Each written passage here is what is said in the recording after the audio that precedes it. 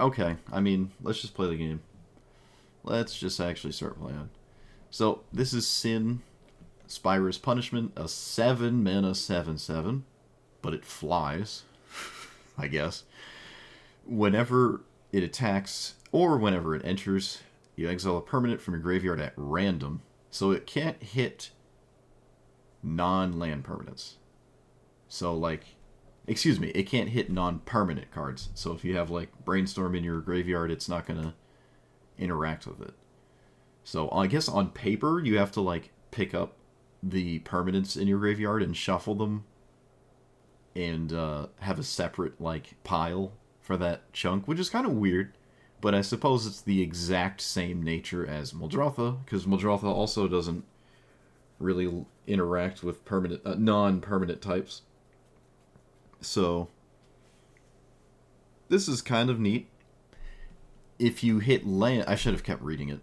Then create tap tokens that are copies of it. And then if it's a land, you keep doing it. So if you do hit lands, which is your quote-unquote low roll, then you just keep going until you don't hit a land.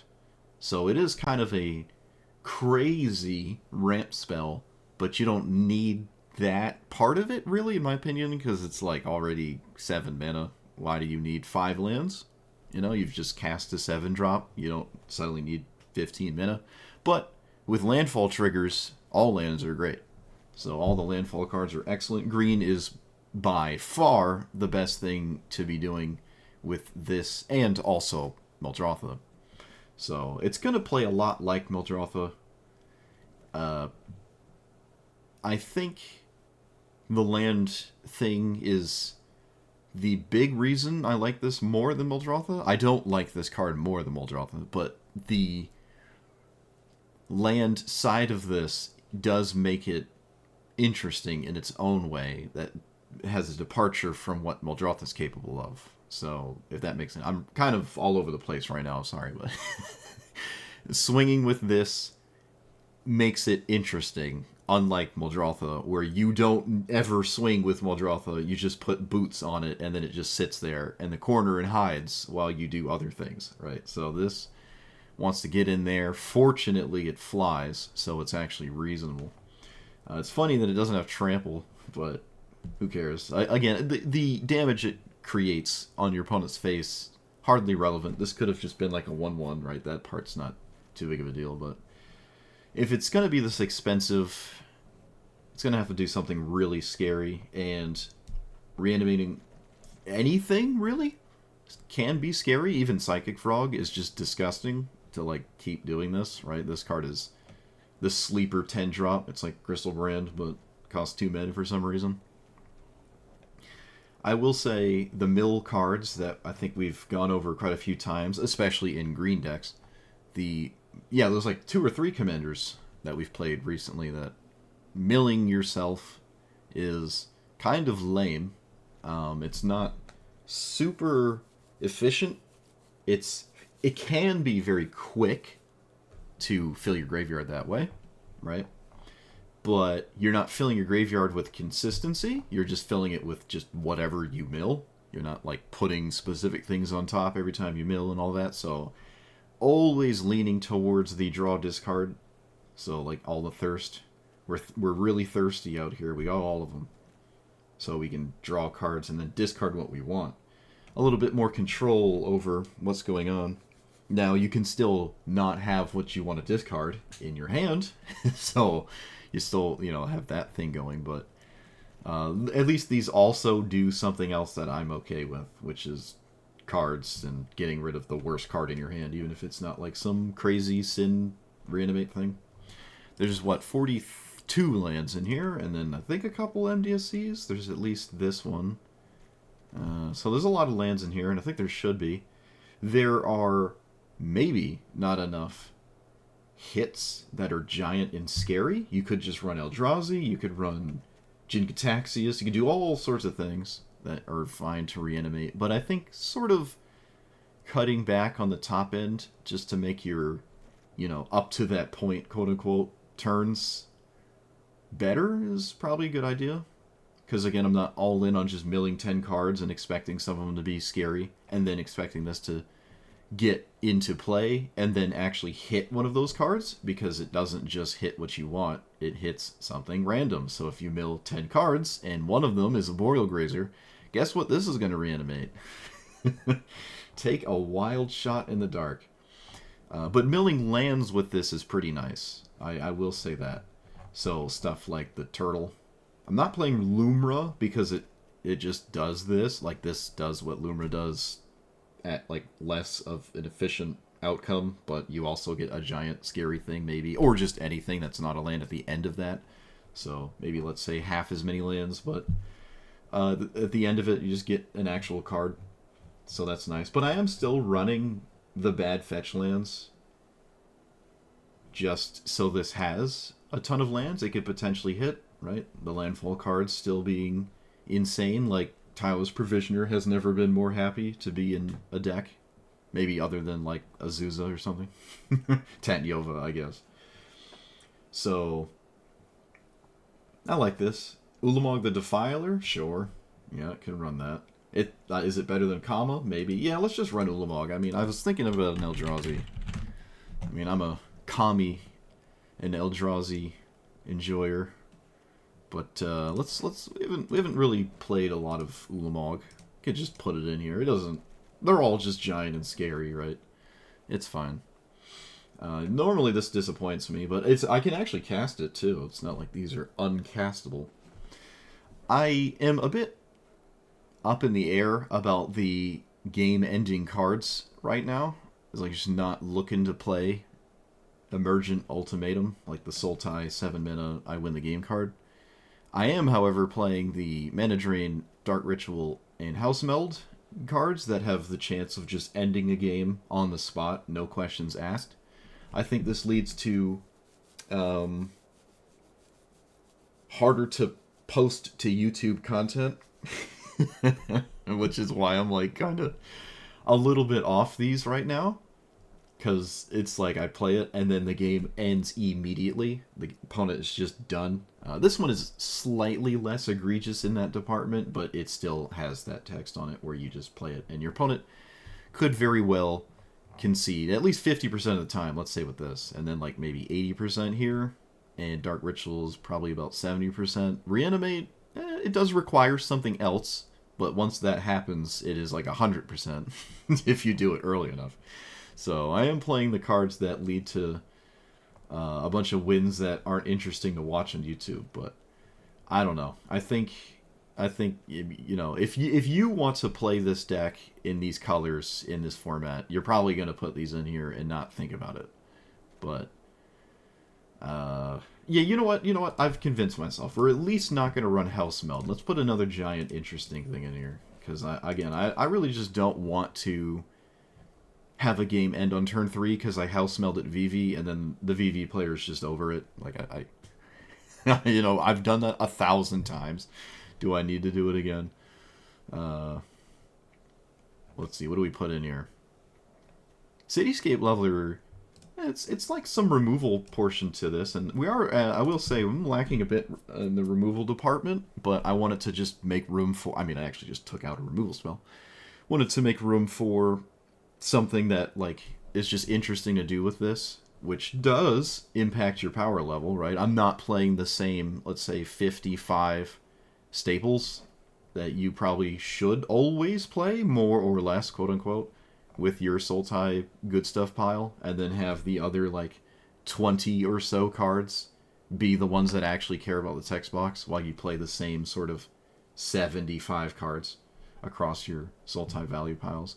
So, just for the sake of doing something else, we're going to take a slight clock on the power level and run something that works with the text box. Same with this, but I'm going to keep this because sometimes people don't concede, and then I can actually use the mana to do something funny. So, alright, let's go. This is actually kind of nice. Is it? Yeah, well, I mean...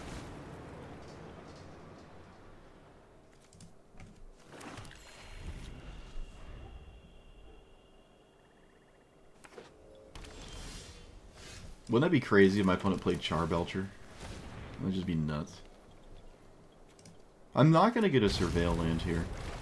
Could have gotten a Surveil land, but guess what? I didn't. Alright, that's exactly what I wanted to see for Uro. I'm not going to Surveil first. I'm just not going to do that. Oh, okay. Worked out, actually. Worked out. Now we can Surveil. We actually can already cast Uro. That is kind of crazy. I can already cast Uro. Man, look at these. Look at these random fetch lands that I don't normally recommend playing. Just letting me cast. Alright, well that was an Uro game. That's for sure. We're going to mill this Elvish Mystic. We're going to play this, and I think I'm always casting Uro next turn. This guarantees my commander the turn after, but this is such an early Uro that I should take that opportunity, especially against a mono-red deck that could, like, really not deal with this too well. Yeah, I just... Wow, okay. Okay, well, that just happened. Uro does eat my graveyard for my commander, so maybe I don't know, you could just not cast Uro there. I could just ramp into my commander and then reanimate the fetch lands and cast Uro maybe later. Could also get another Uro trigger from my commander, so there's plenty of ideas there. This hand is very good, but I'm up against Narset, so...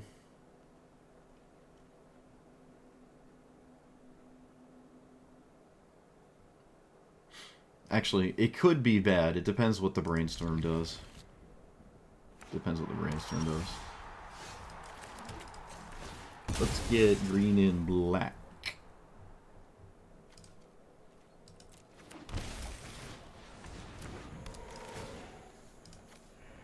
Let's play that, because I have to get an untapped blue here next turn. Most likely.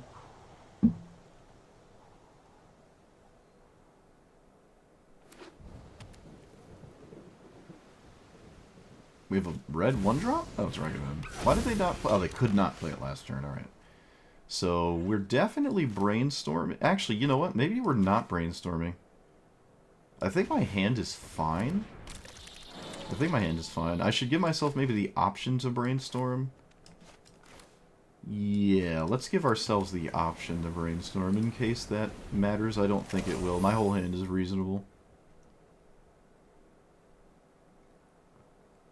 Still, again, I mean, I'm against Narset, and my degrees of interaction are a bit lacking. Half the time my knuckles crack. I don't even mean to do that. Like, I just put pressure on my hand and it cracks. It's the price I pay for having really, really massive hands. I've only met one human on Earth with larger hands than me. And it is not my dad. My hands are larger than my dad's. By a lot. And my brother. I inherited the hand genes. This is a mythic rare... Oh, right. You just get the mythic for free now, don't you?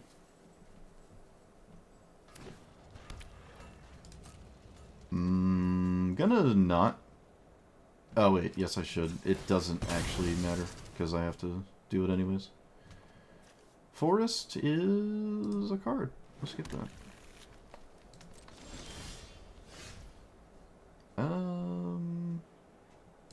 Moltender's been phenomenal for me.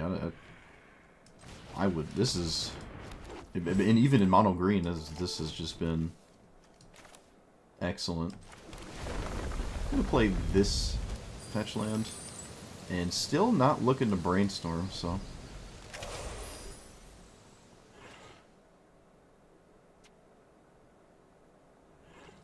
I think the Provisioner is a must-answer threat, which is what I'm trying to convey.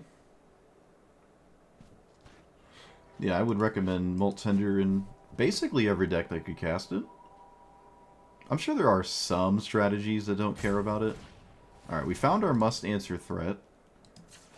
We found it. I'm not gonna casting Brainstorm. Yeah, alright. So, this is just the power. Like, I don't have a lot of interaction, but when you're the one presenting the... Oh, the crazy, crazy threats out of, like, mana generation, and your opponent has to interact with it does put you ahead.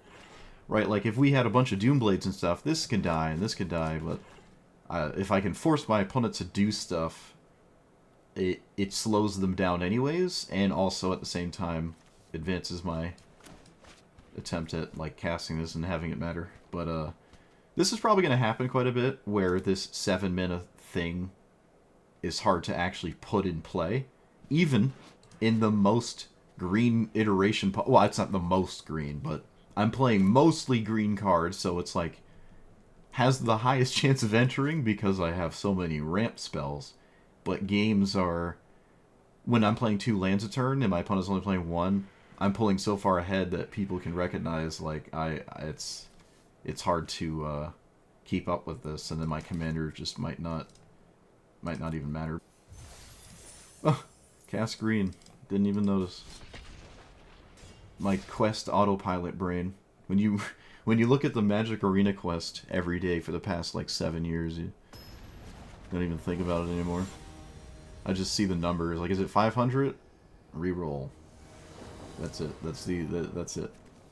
Nothing else matters. Alright, we're gonna name blue. Correct. We're gonna name blue. I love this commander so much. I love this commander. The only thing I don't like about it is it has a huge swingy fish thing. Like, it fishes up something highly, highly random, which I kind of don't like. But I still like the play style.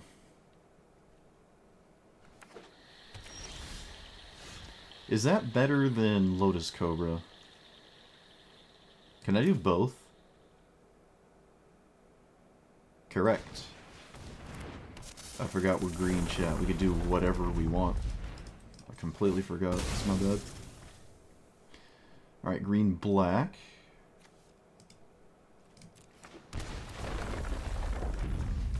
Completely forgot. I can just do whatever I want because I'm green. Oh, hey. That's pretty nice. So I'm going to name Leviathan. I'm not going to name Skewt Swarm. Naming Leviathan is like tubular. Oh, look at that, chat. Look at that.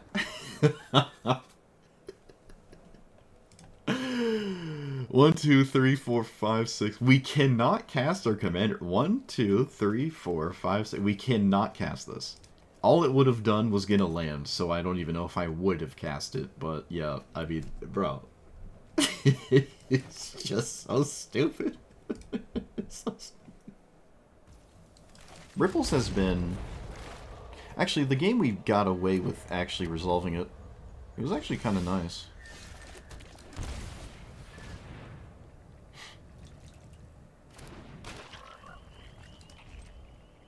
Do I just pitch the turtle? No, I'm not pitching anything to this.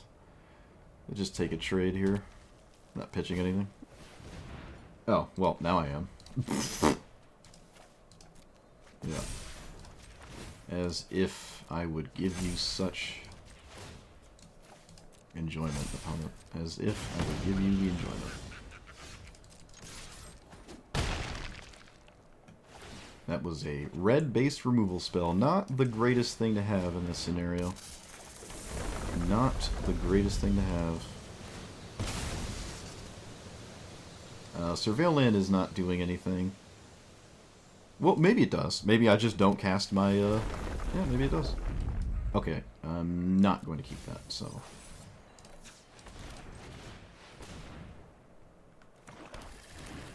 And I'm not going to brainstorm. Could have brainstormed, but I didn't. Alright, you have another removal spell? You're probably going to need it. It comes close to winning, but you'd have to have drawn it. I don't think my opponent would have played the red one first. Unless they were like 4D chess, they'll discard their hand and then kill it with a normal removal spell. I still would always do this. Even if I knew about a removal spell past the burn one, I would still always do what I did there. There is nothing to be done about that, sure. Let's just replay it. Yeah. Play this on a swamp. Do I cast Brainstorm now? Probably, because there are actual cards I could draw and play, and they could matter. Okay, so there and there, already played my land. This on top. And do I keep this Celestius?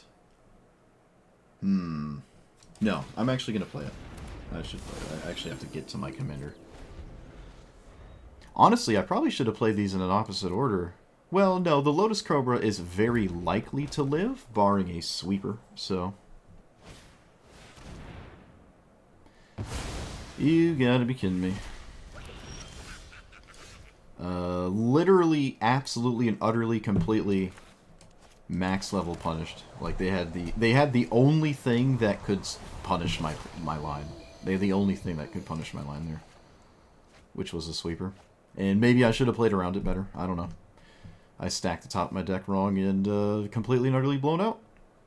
I thought both, or at least one of them would live. Only one of those needed to live, so I just didn't respect the perfect out from the opponent. Definitely a mistake.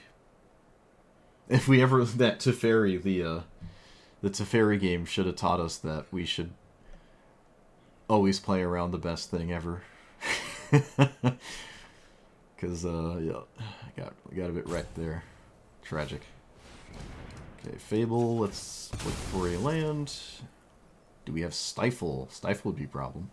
Oh, we could have Stifle. Oh, no, they would have snapped it off here, though, so I guess there's no Stifle. What is this, Dark Ritual? I'm not sure. Blue-green, black, and any. So it doesn't matter. Green it is. That actually might be Stifle. They might just be stifling my commander's trigger, which, I don't know, is stifling the land just slightly better? Can now respect Wash Away. Suppose I will. But I think I'm sniffing out a Stifle here. Oh, okay, now it could be anything. I don't know. Okay, it wasn't Stifle. We got a Ripples. I'm okay with Ripples here. I'm okay with that. The only one that would have been lame is the, Oh, they got exiled. I'm an idiot. Alright, never mind. They got exiled, chat. Couldn't reanimate them. So they have to commit Sudoku for their commander. And I'm sure they will. If I didn't have a removal spell, I would. If I have a removal spell, then none of that matters. Alright. They did neither scenario. They did neither scenario there. Interesting. We might be surviving the blowout. Might be surviving the blowout. Okay, we had a removal spell and decided we're just not swinging with the 2-2. Makes basically no sense to me. He also gave me a chance to find a counter spell, so that was really a rather colossal mistake in my opinion. I would not play the lines my opponent played there. Okay. So, now what? This costs 9? 1, 2, 3, 4, 5, 6, 7. Wait. 1, 2, 3, 4, 5, 6, 7, 8, 9.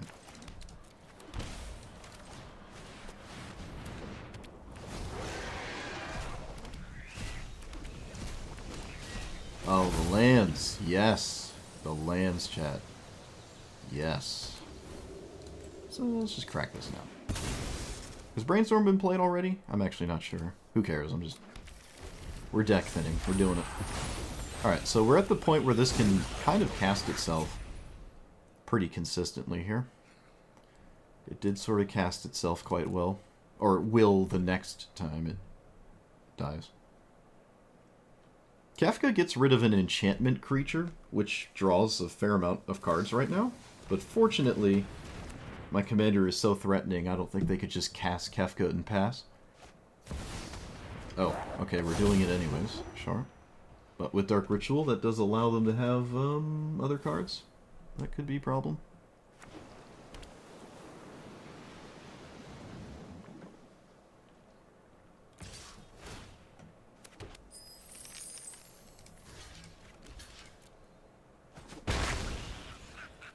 Watch it be a 5 damage to all. that'd be funny.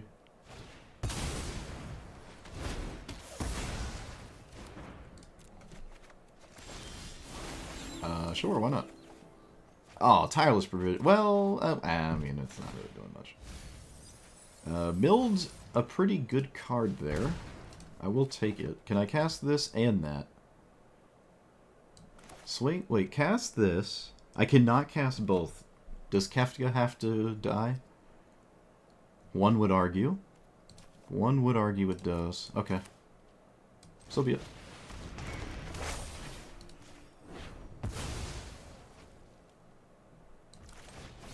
This is okay. It's as good as it is, unless it isn't. And turtle.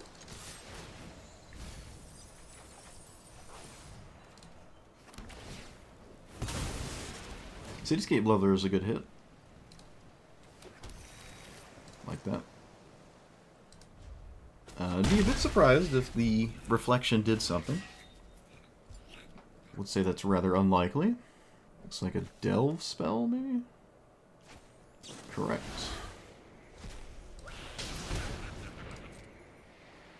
Correct. No blue mana, and I think they're also interested in more land drops, so there's a chance this dig just gets a land, which you love to see. Hey, look at it. Look at it get there. My commentary's been pretty accurate today, I'm not gonna lie. Commentary's been pretty accurate today. Not that I'm spouting, like, next level wisdom, but we've been pretty on par for like accurate takes on stuff here. Yeah, let's see what the top is surveil wise, and then if I like it, I do. If I don't, I don't. I don't. All right.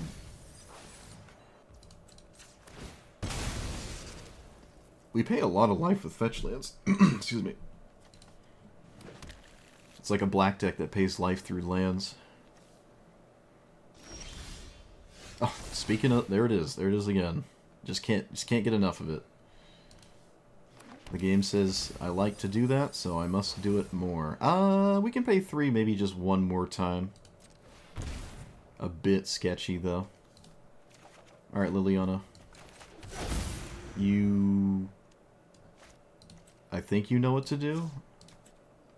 Alright, I'll crack this. Bro, we're paying so much life with this, stuff. Alright, no more basics. Someone remember that, because I will not.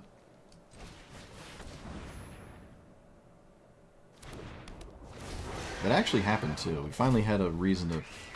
Alright, losing another 3 life seems kind of redonkulonk, but I am very interested in dealing with my opponent's hand, so I'm gonna go ahead and do that. Alright. Let's play this. They have a removal spell for my commander, but again, it just kind of keeps casting itself. I might actually want to kill their reflection to stop a problem out of the... Like a problem creature just out of nowhere could really not be something I want to see happen.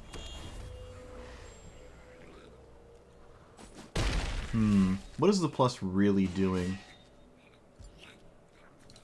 Alright, we're gonna cash this in and deal with the reflection. This takes outs away from my opponent. This takes outs away. They can't top deck like Frost Titan. Can't top deck Frost Titan. And, yep, scan a life. Let us produce a whole life, and then decline, because it doesn't... Actually, no, things to the graveyard is fine. Yeah, that's fine. Why not? Let's just mill. Alright, we milled some happy cards. Love to see it. And Kefka not really doing much. They're staring down Cityscape Leveler, which is certainly scary. It's almost lethal. It's actually 1-off. They can't cast their commander. It'd be 1-off lethal. 11. Alright, what is Tybalt doing? Plussing? Hail Mary plus. We do not randomly minus. We don't really get anything. Okay. Oh, we got a land. Fair enough. I found the answer. Not that I couldn't just get one, but... Oh, chat, it's somebody cracking the fetch land now to skip all the priority hostage for the entire turn. Wow, look at that. Impressive. I can't tell you the last time I've seen that. Almost everyone would wait. I think it is actually right, in all fairness, to actually wait. I think you're supposed to wait, just because we're not paying for it here. Just because you could surveil, your surveil decision could change. So it definitely would make sense to wait. But it's nice to see somebody just not bother. Let's slow roll this Ulamog, shall we? That was a weird sequence of cards there. Put you into play because you have to tap for mana, and my opponent has a ton of card draw, so Ulamog isn't lights out. They did already cast an exile effect this game though, so I couldn't plus this first. Obviously, I'd lose Ulamog. All right, we have a must-answer threat in the grave in play, and there's no current answer to it on board. I also should be a little careful. I don't want to run out of cards here. No, I mean, it's not really going to happen. More cards in the graveyard. More happierness for us. Who cares? This is a cool one. You don't really ever see Behold the Multiverse. I am a huge fan of Scry 2 Draw 2s, though. You could put those in my face all day, and I will gobble them up. They must answer Ulamog, and it has Ward sack 2 permanents, so they'll lose 2 lands when they do, but they must answer it. Probably pretty likely to find an answer, but they have to answer it. They also have to do more than answer it, but that is step 1. Well, they haven't conceded yet, so I guess they found it. They can't cast... Okay, no, then they didn't find it. There's no 1-mana card that does it, so... They grabbed a land with the first, Deluge there.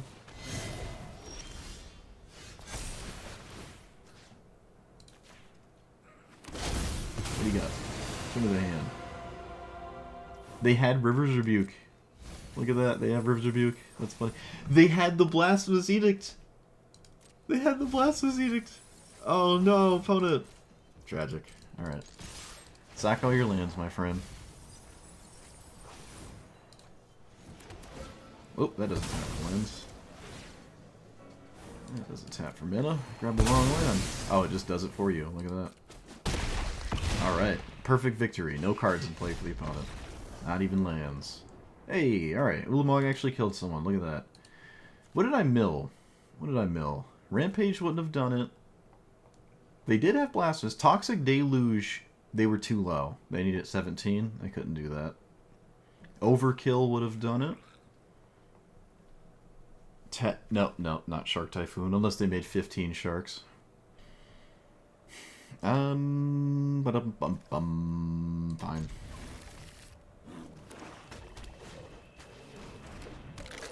I'm not gonna play it turn 1. I'm not gonna. Let's just get the Triome.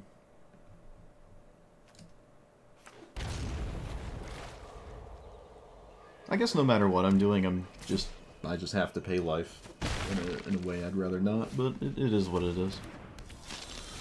Yeah, it looks like we're just gonna have to be paying life. Alright.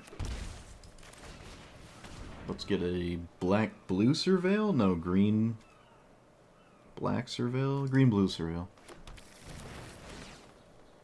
Psychic Frog is just gross. Okay.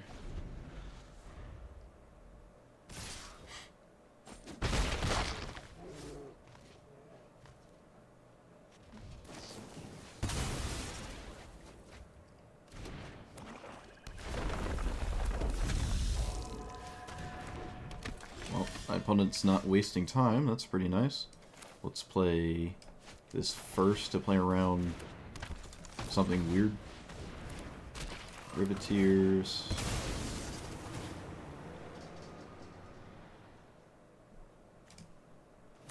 Alright, Psychic Frog can legitimately be a huge issue. Is it worth sacking lands? Probably just the first land. Hold on, does, like, not even hesitate? Block that. Discard Scape Shift.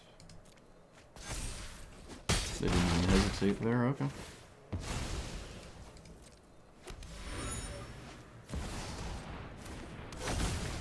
I don't technically have a stone wall here.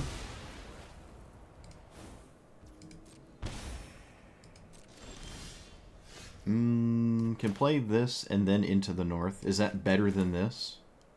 It's kind of the same, except I get 2 lands immediately.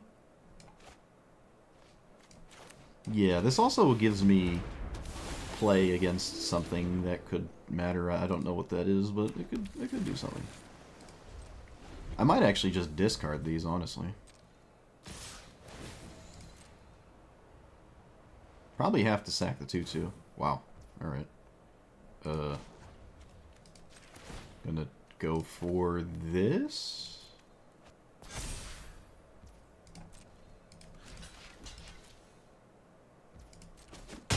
Okay, well that just happened. Interesting. Sure. Okay.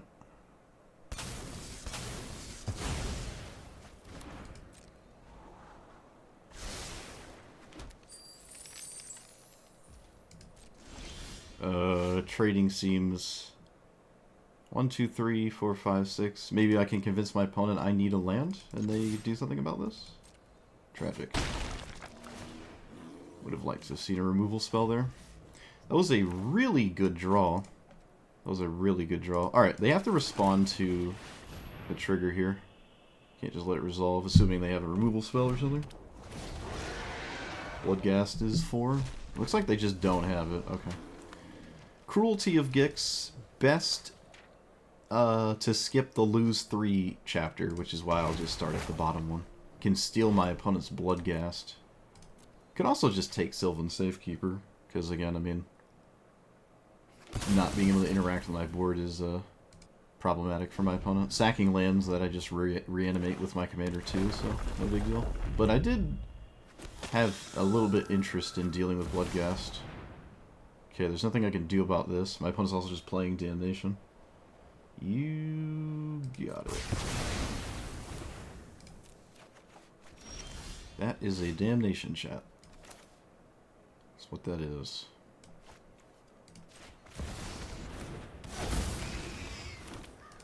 I really don't like going to 8, but it is what it is. Oh wait, I should just not do that right now. I guess I could have done it and went to night. Because I could have done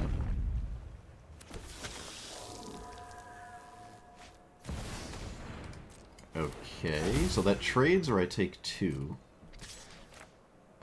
Trading is kind of lame, but taking 2 is also very lame. So, I think I'm just going to trade. Yep, we're just going to trade. It's the position we're in involves trading, so. That was a really good draw. Is it what I want to do right now? Because my commander has stuff it can do with Breach, I guess I'll do it first. Uro is nice. Literally getting this back is nice. Actually, this is probably slightly better. My opponent gave me...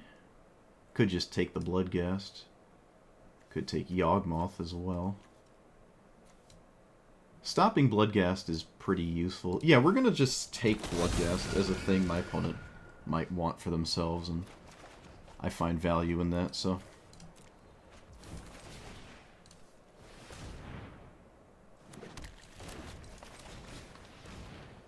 I find value in that.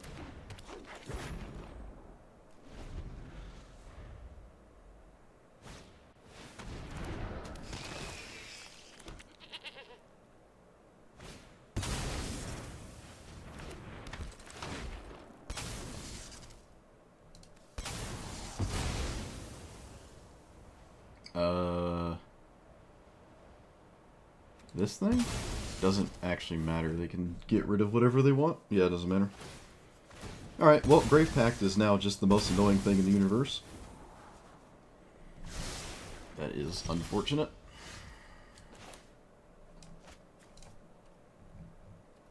Let's cast this. Yeah, we're going to cast Earl first. Set up a better commander here. So, no Deathrite Shaman. No Hydra. No you. And no Safekeeper. And probably no Ripples.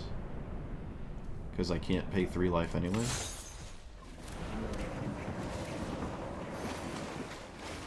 Can I cast my commander with his 1, 2, 3, 4, 5, 6, 7, 8, 9? I can.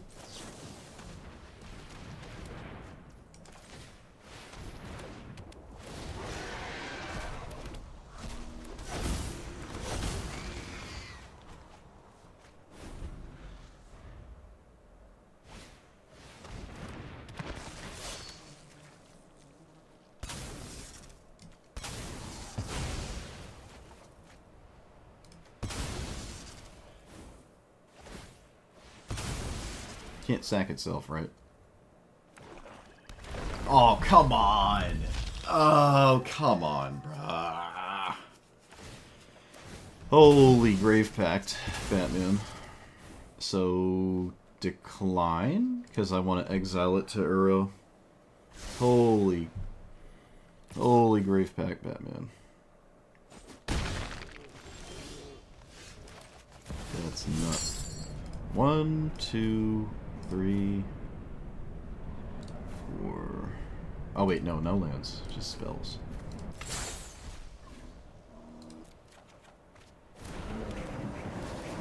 Alright. Not the most exciting turn, I guess, but... It's got text. My cards have text. Didn't mill anything useful there. But I have a wall of creatures, so do it again, I guess. Grave Pact has killed about... How many triggers have they gotten? Like 6? 7?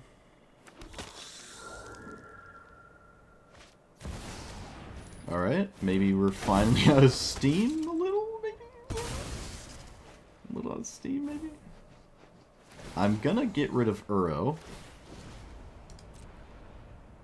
Okay, I guess not. Because we're just not getting rid of Earl then. Alright, yeah, we just got soloed by Grave Pact. Absolutely insane.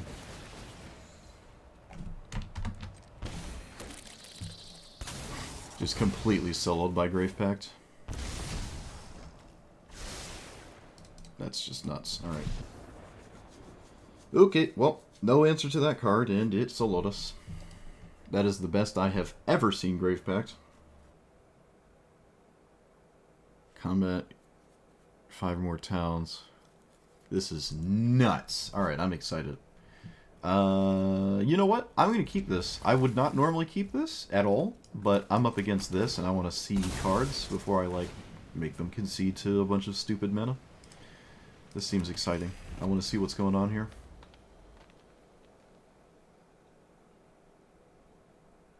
I've not once seen anything like this. Okay, well that's an unfortunate lead. Rather not see that. That's really, really unfortunate actually. But hey, you're playing these, so I assume it makes sense to play the most cracked things on turn 1. I will say this is probably still not as good as Llanowar Elves in turn 1, but it's something my opponent's interested in having stick around, so not ideal. Definitely not ideal. Well, that's extremely tragic. That is very tragic. Let's get Swamp Island. Do we crack the fetch land or do we get a tap land?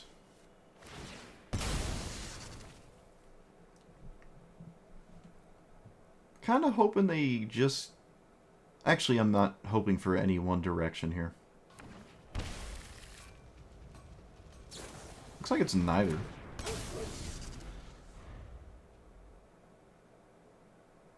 Didn't expect to either. That's nuts. You made it this commander, and it was one of the worst decks you've ever made. Well, yeah. Take notes, I guess. Take some notes. Looks like there's no counter spells. Playing Pock next turn is extremely compelling, but binding is also compelling. They actually played a town. That's cool, I guess. Still feel like I should deal with Thalia. I mean, not Thalia. Tamiya. Well, that's a good draw. I think this is a must-answer threat, and my opponent is not going to flip Tamiyo instead of dealing with Pock, if that is something they can do, so I should just actually play this. And that could just eat up mana. And it's kind of the same as killing this. Opponent's whole turn is dealing with this, so. Alright, so they're still just not answering it. We'd love to see that. No answer to Pock here.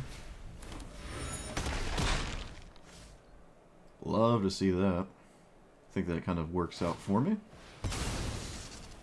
Okay, we're looking to flip Tamiyo. Doesn't really work out too well because it just dies. So, we're not flipping it. Okay. So, definitely Haro. Doot. Don't expect any weird shenanigans here from that 1 mana.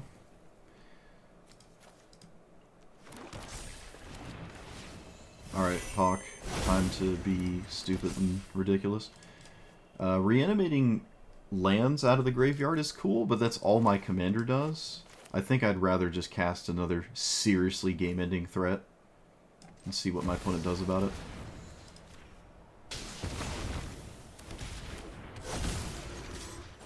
But reanimating these 3 lands is actually kind of reasonable. I do have Portal and stuff. Although I could just cast this after something serious is in the graveyard. So it's not just lands. But I think hitting lands with just this is actually fine. I don't know, let's just blow up the Tamiya I've been talking about for 20 minutes. Alright, they steal it. Alright, cool. They can't flicker it with Thalia. They can still swing with Thalia, they probably should, yeah. Oh, please target your thing. Please make a mistake. Tragic. That would have been great. Alright, unfortunately, we have this covered.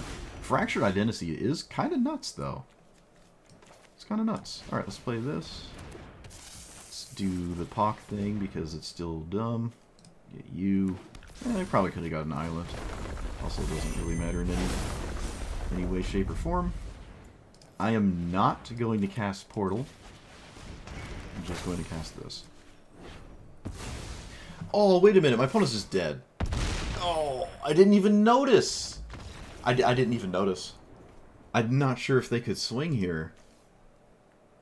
I didn't even notice, chat. I'm sorry. I got so hung up on trying to, like, let my opponent play more turns so I could see what their deck was. I really want to see what's going on here. But I I just autopiloted lethal. Oh, shoot. Tragic. Why are we playing against, like, interesting things today? What's happening? Is it just because it's Friday? What's going on here?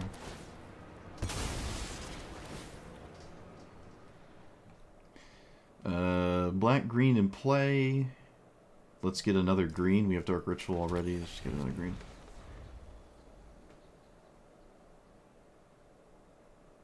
Would have gotten a blue, probably. Although I have blue here, so. I think I'm just playing Ripples. That's a Zephyr Boots. What does that do? Has flying when it deals combat, draw, discard. Alright, so it sets up the commander quite nicely. Can surveil, but I can also just not surveil. Let's just get the Triumph. It's the easiest thing to think about. We already have something milling, so. It is first main phase. You could surveil first. That's just fine. Triumph is fine.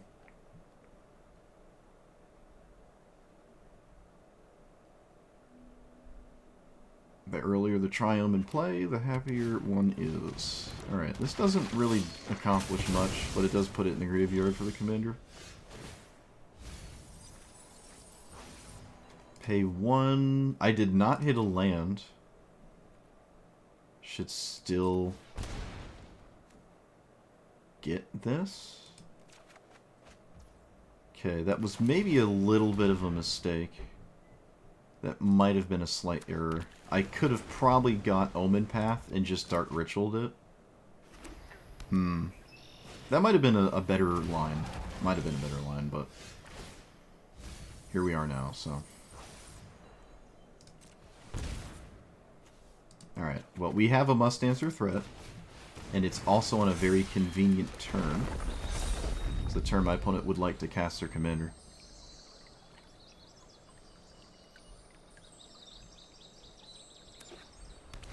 Alright, opponent says, do your worst.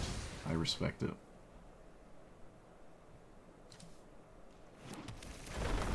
And my worst I shall do. Fetch land? Oh. Well, can never go wrong with a Scute Swarm in play. Fortunately, I do have to kill my opponent's commander. I'll do it with Dark Ritual here. So let's cast this, so I don't lose to Squall doing degenerate things. Do they have a Reanimate? Does my opponent have Reanimate? No. Alright, yeah, I mean, it's probably really difficult to get back to this, and they were all in on it.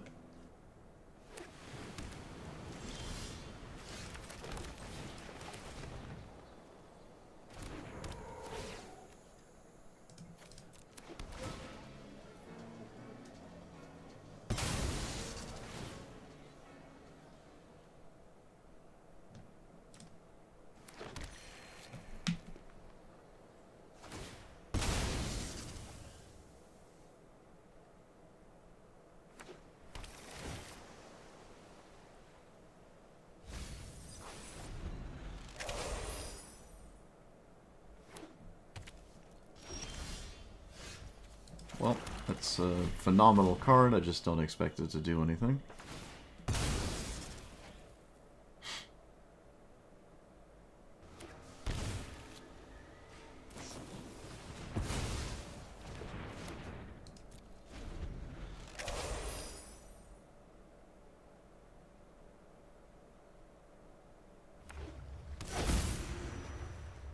This is a wizard? Oh, it is. Why did they not take Shieldred? Oh. Guess they have a counter spell?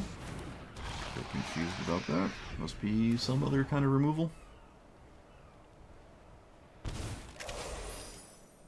No blue mana is gonna be a bit tragic here. Although I can't mana drain their commander anyways. But probably should just get rid of mana drain, because I don't want to not discard lands, and like I just want to play my lands. That was a really good draw. I'm actually going to go to attacks first. That just snap resolved. Wow. They just took that in the face. Stifle? Okay. Sure. You stifled my Overlord. We just completely trampled this Kefka player. That's hilarious. Wow. They had, I mean, they had clean answers, sort of, up to that point. Kind of, like, looks like a blitz for a 1-drop.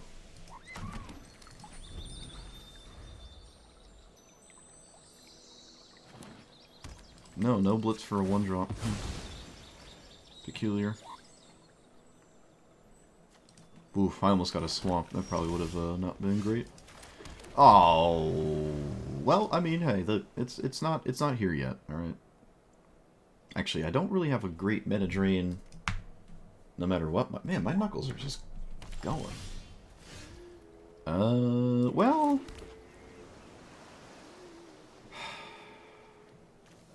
all right, we'll just be stupid and lame. It'll just be... We put it in the deck for a reason. Let's just do it. Mana draining literally anything is lights out, probably, so... 1, 2, 3, 4, 5, 6, 7. Giant commander, but just one land. Who cares? It's just so far ahead it doesn't really matter.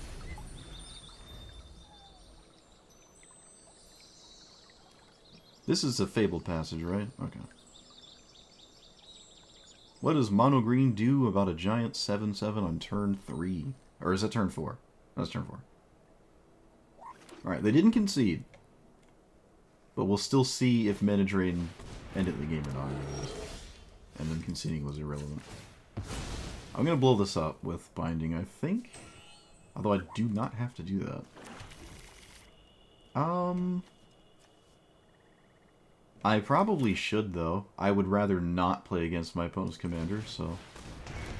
Let's, do that.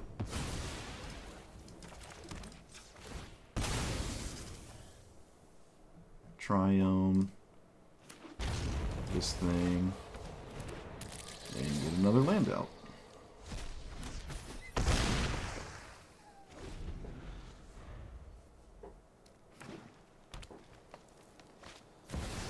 Alright, okay, still making a show of it. Still making a show of it. Get, probably not a fetch, tap land, or surveil land, excuse me. We could play the turtle. Yeah, let's play the turtle, because we could actually mill something that Sin cares about. We did not. Farseek. I don't need Tireless Provisioner. Just not doing anything here. Hey, there we go. There we go. Only permanent, right? Only permanent. Alright, we can swing with the Molt Tender. Although milling with the Molt Tender is probably just slightly better. It's not what I did, though, so...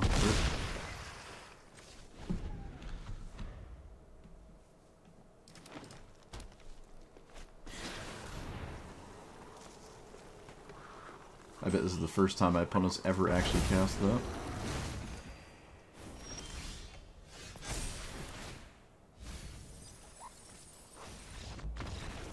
It's funny, not only was this probably the first time they've ever used this side of this card, it actually hit something really significant, and they still concede it. Oh man, don't you love this card? Isn't this great? Doesn't this lead to like... Isn't this like play patterns dot deck? Isn't that just what that is? Play patterns. However, I'm still playing it. Because Menadorf trumps all other things. Look at that. Look at that. A bit early on the Bajuka Bog, but gotta do what you gotta do.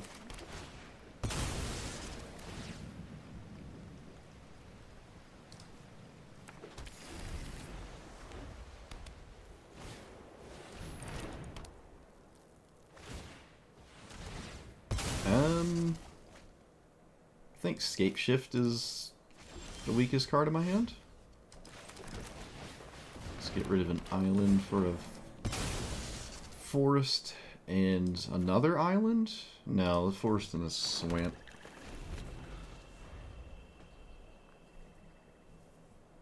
This is a must-answer threat, and deadweight doesn't cut it.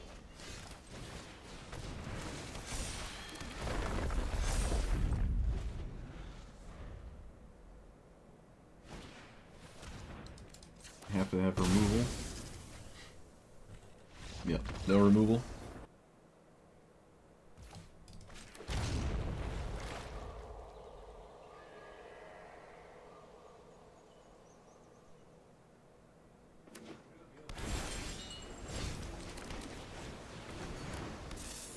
Speaking of no thought required,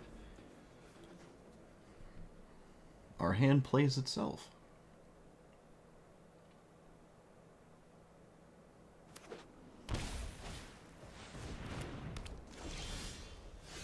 Well, well, well. If it isn't my old friend consequences of my actions. I will cast this now. Oh my goodness, chat.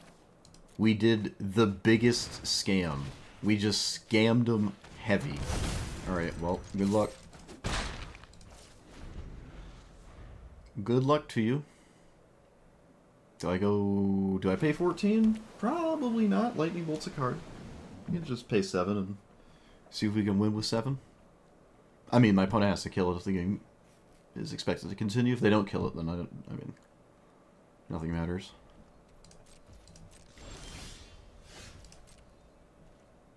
Opponent, I'm gonna swing. I'm gonna make you kill it. They don't have an answer. Alright, I think that's lights out then. It's probably lights out. I don't expect this to...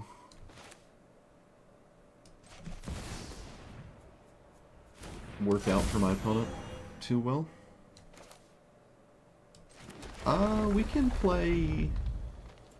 Well, we can kind of play whatever we want, actually. Dodge mana drain, I guess? Playing cheap stuff.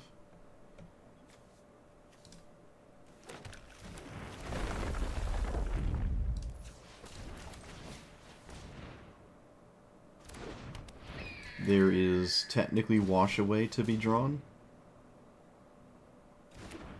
I mean, yeah, I'm just not going to make a move.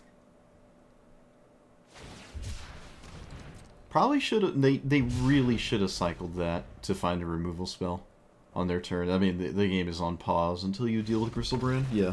They should have cycled this on their turn for the chance of finding a 2-mana removal spell to kill Gristlebrand. Okay, so...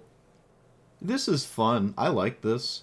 It does a pretty good job at letting you it casts itself, sort of. When I say that, I mean it's like a Golos, where it gets the mana to cast itself in the future. So, that's nice. And it has that edge over Muldrotha, which I'm not sure I talked about or not at the beginning. And I like that a lot. The land recursion is just awesome. It makes me want to go a little bit more into mill. Because normally when you mill and half the cards you hit are lands, you're like, well, I mean, you're not really using those. But this can use the milled lands.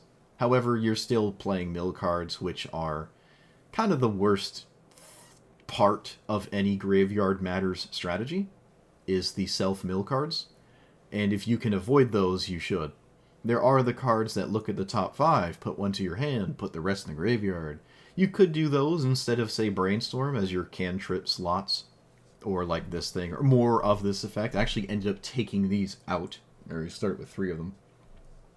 Found that Liliana was a bit more interesting, and so was this card. Just kind of interesting, right? You don't really normally play cards like this, so it was kind of cool to see what that was capable of. The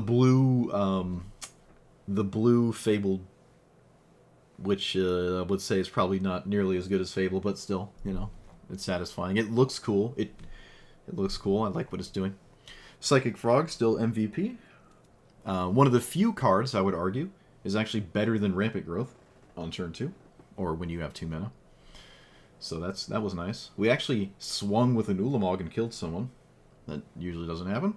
I never got this in play. I think there was one time I had the opportunity to, and the game was over by then. It's... I think maybe a little bit more top end would have been fine, but getting to that point... the game felt like it was starting to get decided. It's the conundrum that you have with Muldrotha specifically, where once you play it... motorcycle. Once you play it, the game is starting to boil down to its conclusion. But Sin, once you play it... assuming Muldrotha doesn't die, right? If it dies, then I guess we're back to, you know, you're still trying to get something out of it. Whereas with Sin, you're getting stuff out of it every time it resolves, instead of like passing the turn when you tap out and cast it. Because when you pass tapping out on Muldrotha, you don't get anything with it, and you're sad. But with this, you're not. You can just cast it and do stuff. So this definitely has a different avenue that Muldrotha doesn't. But there still is that late game issue where You can cast it 5 times, or let's say on the 4th cast, you have all the mana in the world because it's letting you do that. But then your graveyard very likely has horrible stuff in it. So you're going to reanimate horrible stuff. And that's kind of unfortunate. But at least you can keep casting it, and now maybe the 7 mana flying portion of it becomes an issue. It is definitely not just Gristlebrand Atraxa 7/7 level value, right? It's not like those cards. Even with an attack trigger, you're not just getting like Gristlebrand Atraxa level value from that. Unless you're extremely lucky or super fine-tuned your graveyard. Another thing about Psychic Frog, and I actually made this mistake in an early loss. Could have won that game. It was against Yuriko, where I had the God tier answer. I had Portal, and I had a window to cast this, and I did, but I didn't hit Portal, and I lost. If I hit Portal, I would have won on the spot, but I messed up. I had to exile the bad things with this. I didn't see that line, because I just don't normally exile stuff with this. Most of the time, you don't end up doing that. It's like, oh, why would I get rid of my graveyard? I want my graveyard. But that was another thing this card does that's good here. I can fine-tune my graveyard. This was not in the deck to start. I forgot it existed. That's all I have to say about that. Forgot it was in the game. Should have been in here to start. It's another card that fine-tunes your graveyard for this. So it's like actually perfect. Yeah, more perfect than it already is. Sometimes it's awkward, though. You don't want to just exile lands to this, right? You're just like, why would you get rid of lands when you can reanimate them? However, you're not guaranteed to hit those lands, and this tapping for mana from lands is still 10 times more powerful than playing this in the first place. So, I mean, you're not really upset with that. Especially when, well, I shouldn't say especially, but super late game when you're out of basics to find. Reanimating or getting rid of the dead lands in your graveyard is fine, I guess. Like the random fetch lands that can't find anything. I think I had too many goofy lands. Like this could probably be gone, and I could just keep the new Capenna ones. I like these. Getting these off of like Scapeshift and stuff is nice because they sack themselves immediately. I'm a fan of that. Entering tapped, they just don't care. So maybe I can get rid of Escape Tunnel, Terramorphic Expanse, and Evolving Wilds, and just keep those ones instead. Probably fine enough. There was one game I ran out of lands? Basics to find, I think. So, yeah, it would probably... Yeah, okay, I'm going to take out Terramorphic and Evolving and Escape Tunnel and add the other new Capenna land, which I think I was missing one of them. I took this one out because I think it only found a... No, it wasn't this one. There's 5, right? There's 5 of them, and I believe there's only 5 in Magic. They did not end up making the other 5. Unless we go return to New Capenna. They like returning to places, so if we do return, we can see more. But I'm pretty sure Sultai has access to all of them. Yes, it does. Okay. Yeah. Sultai has access to all, so that works out. But more basics would have just been fine. And let's just do that. So like here and here, like that's okay. That's you know what? I'm biased. I want a non-snow. There we go. So too many fetches? No, that's. I mean, this reanimates your fetch lands. We're running Uro. We're not running Delve cards, but I mean, with Deathrite Shaman and sometimes giving this flying. There's you can't have too many fetch lands. You just can't. But I think they're not necessary, and there is an added benefit to sometimes having those untapped, and I, was getting close to running out of basics. But if you want to keep those 3 lands I just took out, you can keep those. There's perfectly reasonable in this deck. Perfectly reasonable. In fact, they could just be better than the Pathways or something. Maybe not the Verges, but Surveil lands have been annoying. This is about as quote-unquote slow as you're going to get in Historic Brawl and expect to win a game. It doesn't really get much slower than this. And I still kind of... And we're actually a graveyard strategy. And I still kind of question having multiple surveil lands, because having an early tap land can define the entire game, right? And that is usually going to be, well, the early game is what you see every game, right? Every game ever involves an early game, because that's where the game starts. Not every game involves you surveilling away a land or surveilling a card off the top and having that actually impact the game. But I would say the first surveil land is probably always right, and it would probably be the green-blue or the green-black one. Probably the green-black one, actually. Yeah, definitely the green-black one. So, but again, people are heavily biased towards them. They're like, oh, just put them in there, don't think about it. I think they're something you should put thought into. You can't just get away with tap lands. You should probably never really play any of the man lands, especially if they enter tapped. So that goes for all tap lands. You must really assess what they're doing to see if they're worth it. We already have the Triome. I don't think I ever really milled anything. Maybe once or twice with the Surveil that actually mattered, putting something in my graveyard for my commander. So it's not like I'm surveilling for value with this in mind. Like, that's not why I would play those. It's just decent to get rid of something on the top that you don't want to draw or something like that. But yeah, I think maybe Surveil number 2 and 3, kind of questionable, and could either run more basics or put back in the Terramorphic Expanses and Evolving Wilds and whatnot. So that's where I am with those lands.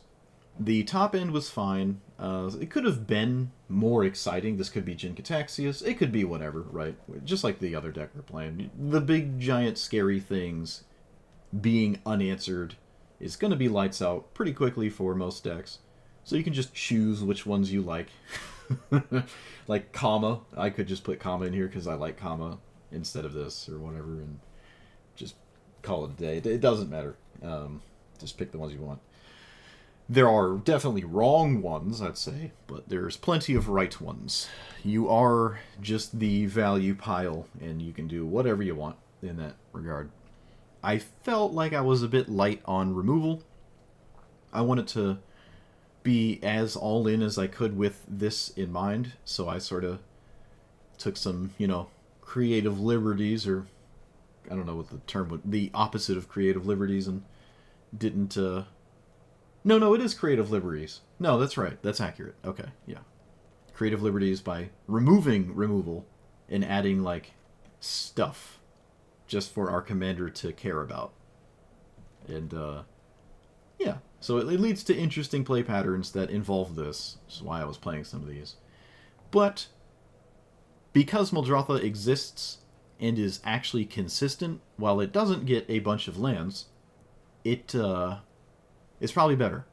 Muldrotha is one of my favorite cards. It's still, I think, probably my most played or second most played commander on paper. I like Muldrotha. I would not replace Muldrotha with this on my, in paper, my paper Muldrotha list. Those fireworks again. I would probably put this in the Muldrotha list in the 99. I could have put Muldrotha in this deck, but they kind of compete with each other, and it doesn't feel necessary to have access to both in the same game. And if you always have one in the command zone, then maybe always having access to one of them is enough. But Muldrotha is kind of interesting. If you don't like what you hit with your commander, Muldrotha can then just get whatever you want it. But why didn't you just cast Muldrotha first and then not cast your commander? Or why are you just not playing Muldrotha in the first place? So I think they can go into each other's decks, but they don't really have to, and they're kind of awkward. Because keep in mind, this does exile them. It doesn't just make a copy of them. If this was a, alchemy card that made duplicates, and you just put the duplicates in play, I guess, there you go, right? If that would probably make it a bit worse, because then you couldn't chew through bad options to eventually get a good option out of your graveyard. Although, it would let you play Dig Through Time and Treasure Cruise if that was the case with duplicates, because then you could just delve away the bad cards. You'd probably play all the delve cards, or at least the 3 big ones: Treasure Cruise, Dig, and the extra turn Temporal Manipulation, I think. So those would have been fine if that was the case, but it's not the case. It does actually exile.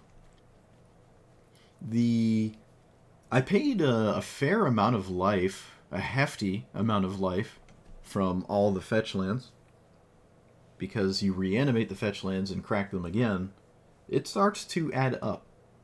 So I don't know if you could get away with like black market connections and stuff. Even Ripples was actually kind of spooky. This was getting me kind of low in the 2 games I had it. So I don't know if I can get away with more like black cards that pay life. Probably not. Also, Tooth and Nail didn't really feel great. Could have just been circumstance. We have Shield Your Gristlebrand, so like you could just put it in here. Just didn't. I don't know. It's sometimes if you just mill it, feels sad, right? Just lose access to it. If you're drawing and discarding and stuff, I don't know. It's just better thing. Like if you're gonna discard an uncastable, big, expensive thing because you can't cast it, you'd probably prefer it to be something you could potentially reanimate. You can't really reanimate Tooth and Nail, so. But Tooth and Nail is kind of a 9-mana win the game card out of hand. But so is Emergent Ultimatum, and I would probably play that one first, because it costs less mana to do the same thing, which is win the game. Although you do actually have to put another card in here for it, whereas Tooth and Nail, I don't have to put another card. Emergent Ultimatum does at least want Expropriate, at the very least, in my opinion. River's Rebuke and Cyclonic Rift came out, but they easily could have just been in here. More counterspells would have been fine. More removal would have been fine. It's just a matter of how much you're trimming for this. There's stuff like Ravenous Chupacabra, which is a permanent. It kills your opponent's creature. And when it goes to the graveyard, you can potentially reanimate it, and it's not a bad hit. So there are like permanent-based answers, like, you know, Binding and this. We did have some. We could have had more.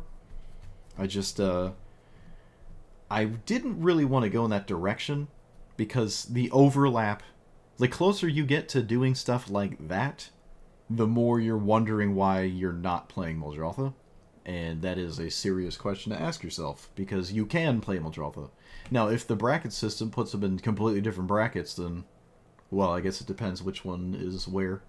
You just play the one that's weaker in the lower bracket and call it a day, honestly. Because the deck would be close enough to the same, and the difference between the commanders isn't that huge. This does let you get the card for free, right? You do just summon Bahamut for 7 mana, or if you swing, technically, I guess, 0 mana. So there is that. This does let you cast itself, whereas Muldrotha doesn't. And I mean, I already talked about that part of it, so. The bracket below Muldrotha is the cheese combo bracket. So Muldrotha's at the bottom of the barrel, is that what you mean? I don't know. Everyone has a input in comments about where every commander is bracket-wise. Nobody knows. Chat will never know. They'll claim to know. It's all circumstantial. I don't know. I, at this point, having played who knows how many hours of Historic Brawl since it's been changed, I could not tell you what goes where. And I've played every commander ever. You know, a lot of them at least. So I have no faith in any take I've heard yet, except what Hellq is, because I can very easily see that. We didn't play against Endless VVs today. It was kind of like Endless Kefkas instead. There were some VVs sprinkled in there, though. A lot of Kefkas. Cavern Souls felt pretty important, I'd say, this play session.